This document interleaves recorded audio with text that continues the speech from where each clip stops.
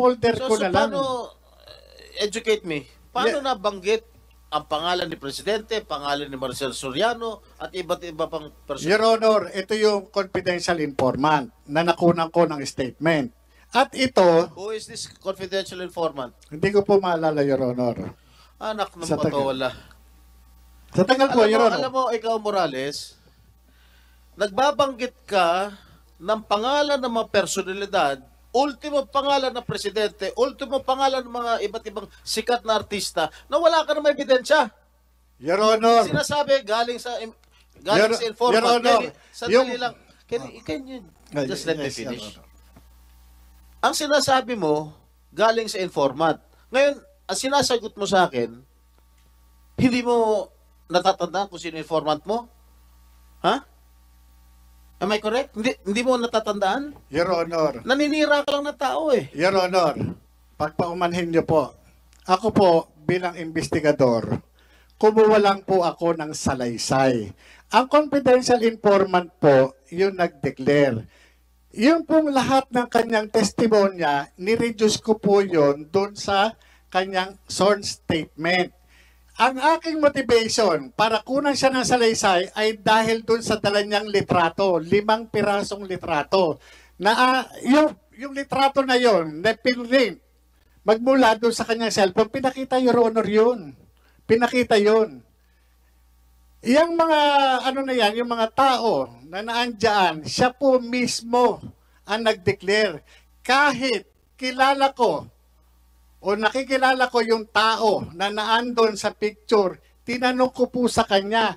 Kahit kung ano yung ginagawa doon, tinanong ko po sa kanya. Hindi ko po siya pinangungunahan.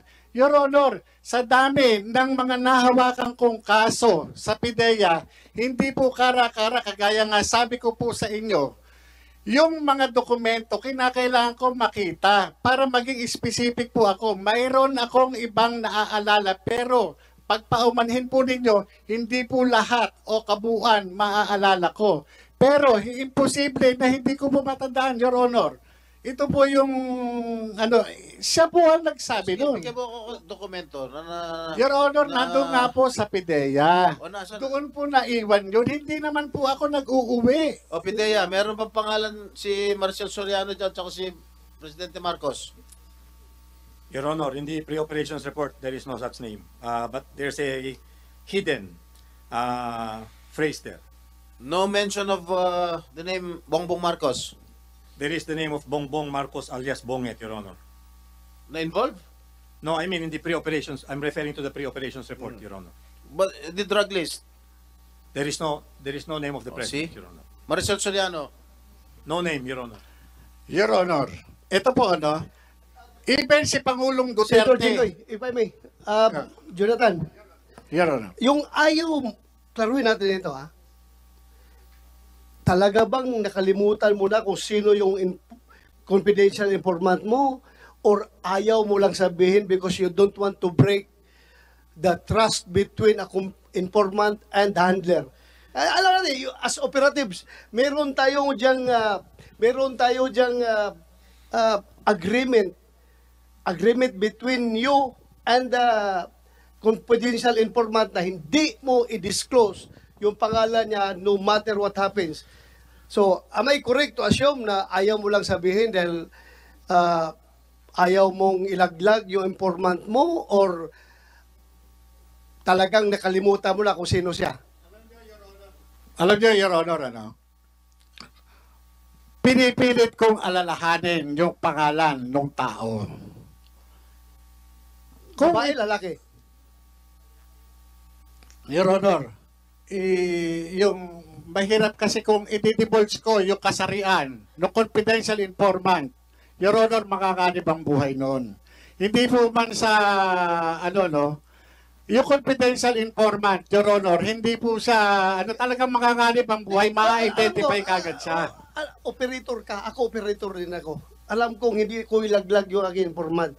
Pero andito na tayo sa punto na ikaw na mismo ngayon, yung kredibilidad mo ang tinatanong mo, baka nagsisinungaling ka dahil baka gawa-gawa mo lang ito dahil wala kang maituro na informant eh. Ito just a piece of advice. Once the deposition of your informant is reduced into writing and sworn to before, sabi mo, before a lawyer ng PDEA, that deposition automatically becomes a public document. At pag public document yan, kasi yung abogado ng PDEA, na notary public, na nagkuha ng deposition at nag-sworn ng deposition before his presence, automatic yan, obligado yan siya by law to submit a copy to the fiscal or to the court. Yung court na nagbigay sa kanya ng power of, ano yung power rin, Joe? Notarial power. Ibibigay niya yan. So, ultimately, magiging public document yan. Hindi mo na yan maitatago. So, ngayon, taruin natin, are you just hesitant to break your code of honor, your relationship between you and the confidential informant, or talagang wala ka nang maalala? Kasi your reputation is at stake here. Your Remember, Honor. your reputation is, as a resource person, is at stake here.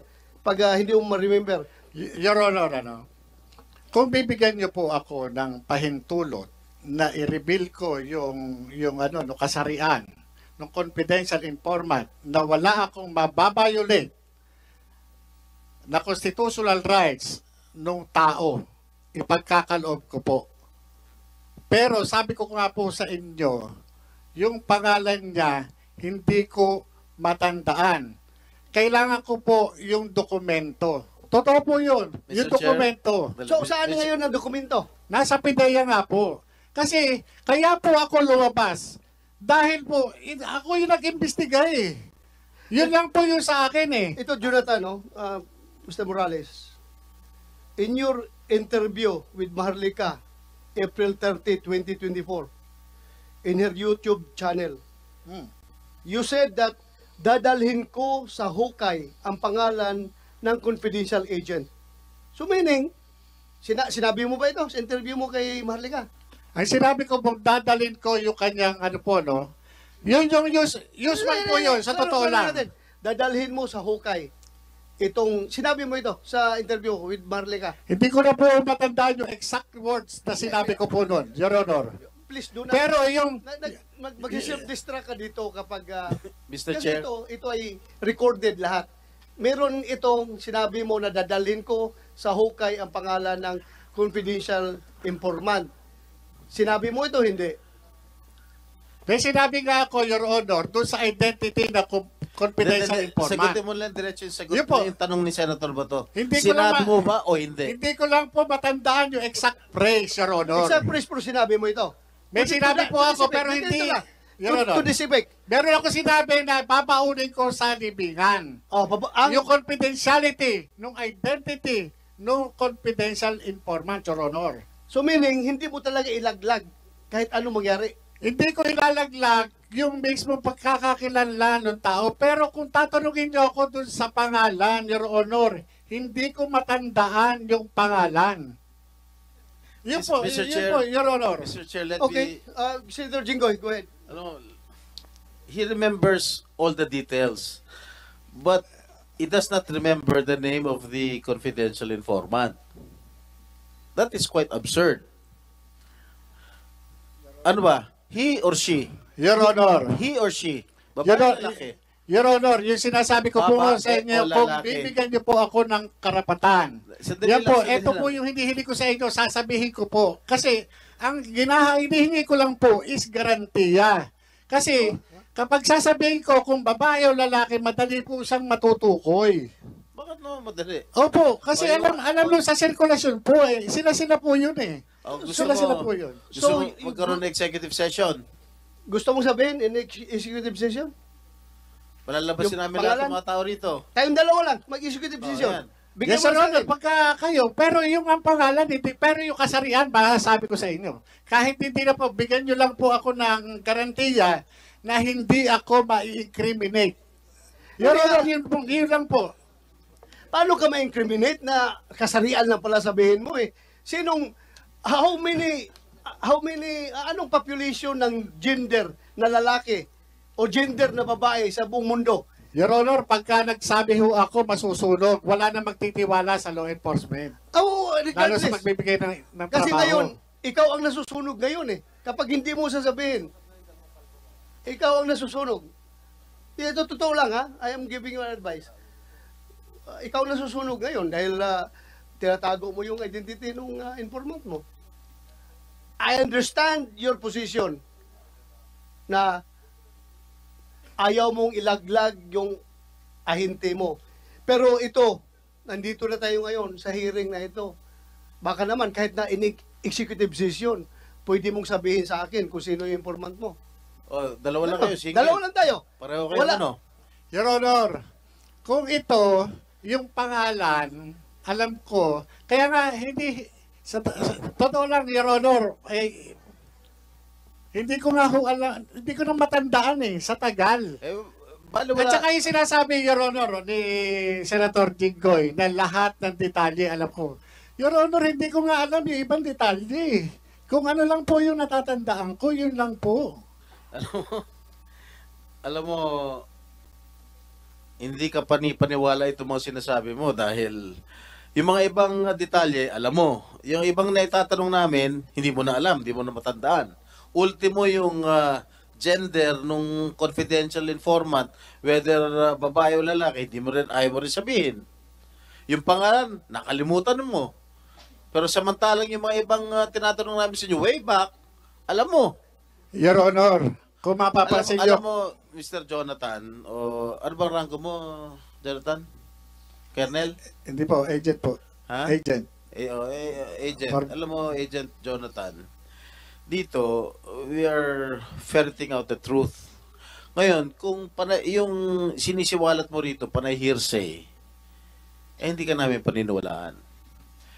Dinamay mo na yung presidente. Sinabi ng PIDEA, he was never included in the drug list. Sinama mo mga ibang personalidad, mga sikat na artista. Tinanong natin ng PIDEA, they were never included in the drug list. Alam mo, nagsisinungaling Your ka. Honor, Sandali lang, patapusin mo ako. Nagsisinungaling ka eh. Huwag mo naman idadama yung mga ibang personalidad na wala namang kinalaman. Your Honor, Okay. trabaho po yun. Trabaho Trabaho ako mo? po, Sandali, nag-umpisa, sandali, tumanggap lang po sandali ako lang. ng information. Trabaho mo na maglagay ng pangalan sa dokumento na hindi naman sila involved. Your Honor, mali Ano ba? naman po yan. Mali naman po yan. Trabaho na, Your Honor. Sandali lang, trabaho mo ba na magsangkot ng ibang mga personalidad na wala namang kamalay-malay, na hindi naman involved sa illegal na droga? Trabaho mo ba 'yon? Your Honor, mali po yung sinasabi ninyo. Ako po, nung panahon Kasi na wala yon, ka naman ebidensya eh. Your Honor, nandun nga po sa PIDEA na iwan. Naiwan. Sandali, Your Honor, tinatanong nga natin sa PIDEA eh. mismong si Pangulong Duterte, sinabi po niya yan, meron siyang impormasyon na yan. Bakit hindi natin ipatawag si Pangulong Duterte para, opo, Your Honor, Your Honor, Your Honor, Alam mo, I am tempted to invite the former President Duterte per your insinuations, pero ayaw ko magiging mapoliticize itong hearing natin. We may lose our objectivity here kapag papasukan na ito ng mga contending parties. I myself, being the chairman, I am identified with President Duterte. Pero, my God, with all honesty, I'm trying to be objective here. Kaya, please, wag mo munang idamay yung former President Duterte kung gusto mong hindi mapasukan ng political color itong ating hearing. Ako, in all honesty, in the interest of fairness and justice and truth and everything, gusto ko siyang imbitahan. Pero, alam mong titingnan ng mga tao dito, mapoliticize yung hearing natin. So, please, hindi muna natin, hindi na abot. Even President Marcos, na yung nakalagay dyan sa pre-ops ninyo, ay, kung ako'y talagang gusto kong tatanungin natin siya, imbitahan natin siya, gusto kong imbitahan. Pero ayaw ko. Dahil nga, mawalan yung objectivity ng ating hearing. Maintain natin yung objectivity. Kaya at our level, kung kaya natin ma-resolve itong mga leakage na ito, please,